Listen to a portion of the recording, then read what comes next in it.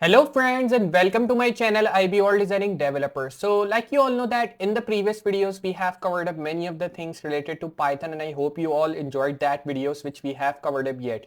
So from today we are starting a new tutorial series of Java in which I will be giving you all the details that if you are a beginner and if you are starting with the language Java, so what you need to do, what you need to learn, and what are the things you need to download when you are starting with it. So if we talk about that, what is Java? So basically, if you are new to programming and you are looking to level up your coding skills, so Java is a fantastic language to start with.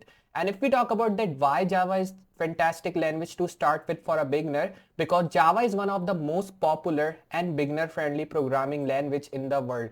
And with that, you can also say JavaScript is also a popular programming language, but I'm saying about Java because Java is a beginner friendly programming language and it's a popular beginner friendly programming language in the world, and it's used in everything. It is used in mobile application, it is also used in web application, and if you talk about enterprise software and game development, there as well you can use Java. So that's really amazing thing about Java, that you can use Java in enterprise software and even in game development. Then if we talk about that, what makes Java great for beginners, so basically Java is simple and readable.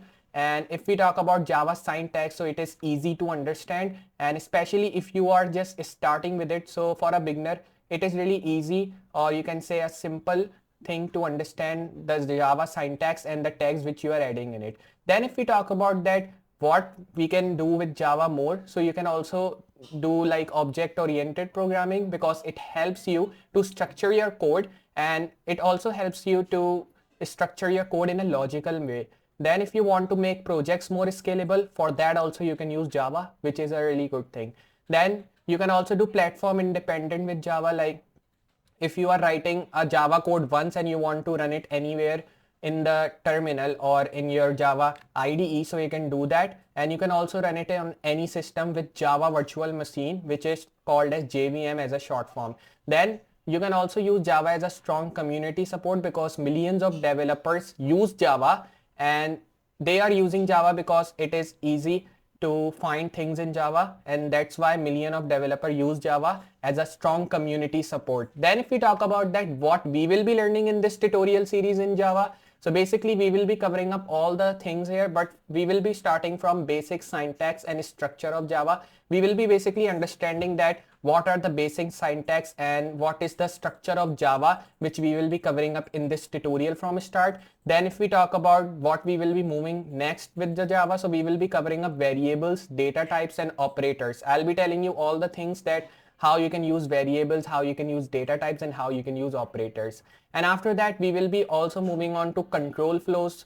That why we will be moving on control flows, because we will be learning about loops and condition, and loops and condition both comes in control flows. That's why we will be moving down in the third step, we will be moving on to control flows. Then if we talk about what we will be doing on fourth step, so we will be moving and covering up object oriented programming, which is called as OOP concepts. We will be covering up OOP concepts, that what we can do with OOP concepts and basically why we use these OOP concepts, because we have already worked with OOP concepts in the different previous languages, and I hope you enjoyed that. But now we will be seeing that if we are starting with object oriented programming in Java, so what's the difference between that.